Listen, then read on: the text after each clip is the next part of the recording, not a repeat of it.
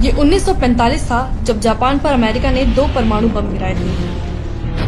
द्वितीय विश्व युद्ध में आधा यूरोप बर्बाद हो गया था। कोरिया युद्ध से निकला दक्षिणी कोरिया गरीबी से घिरा हुआ था। सिंगापुर गंदगी और बीमारियों के लिए जाना जाता था।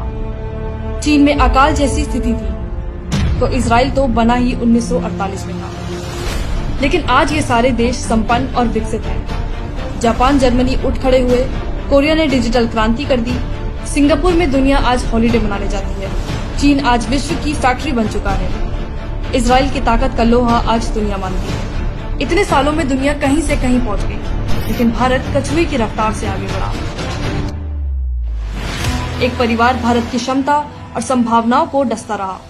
नेहरूवादी समाजवाद की वजह से 1950 से 1990 तक भारत की जीडीपी की विकास दर सिर्फ 3.5% रही, जिसको हिंदू विकास दर कहकर सेक्युलरों ने मजाक उड़ाया।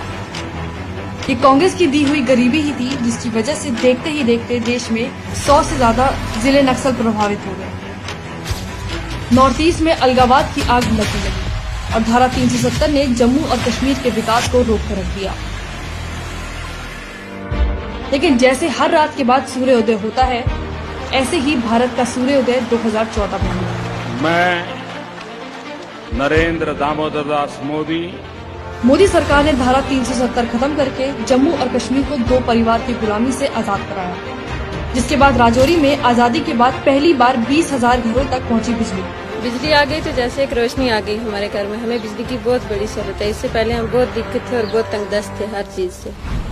3000 मीटर की ऊंचाई पर विश्व की सबसे लंबी सुरंग अटल सुरंग बनकर तैयार, जिसकी वजह से मनाली से लेह के बीच की दूरी 46 किलोमीटर तक हो जाएगी कम। लद्दाख में बनने जा रहा है पहला केंद्रीय विश्वविद्यालय, जो देश का पहला बोर्ड अध्ययन केंद्र होगा। माननीय प्रधानमंत्री जी ने जब घोषित किया कि लद्दाख को सेंट्रल यूनिवर्सिटी दिया जाएगा, तो ये बहुत खुशी की बात है। लद्दाख में बिजली समस्या खत्म करने के लिए 120 करोड़ रुपए की परियोजना शुरू। विभाजन के वक्त पाकिस्तान से आए 20,000 हिंदुओं को मिली 70 साल बाद नागरिकता। 70 साल से सफाई का काम करने को मजबूर 10,000 सफाई कर्मचारियों को भी मिली देश की नागरिकता। पिछले 1 वर्ष में 10,000 लोगों को मिली जम्मू और कश्मीर में सरकारी नौकरी। आज तो हमें खुशी की बात है कि हमारे को नागरिकता मिल रही है। यहाँ आया सुकून से नींद आ रही है।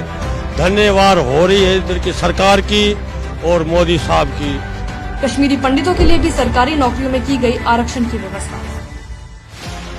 नक्सल क्षेत्र, मोदी सरकार में कम हुआ लाल आतंक का दायरा। 4 सालों में 44 जिले हुए नक्सल मुक्त, करीब 50% तक कम हुई नक्सली हिंसा। नक्सली प्रभावित क्षेत्रों से आने वाले 1200 युवा भारतीय एयरफोर्स में हुए चयनित। नक्सल प्रभावित क्षेत्रों में मोदी सरकार ने बनाई 5000 किलोमीटर सड़क। नक्सलियों के गढ़ माने जाने वाले बस्तर और अंतागढ़ तक पहली बार पहुंची ट्रेन।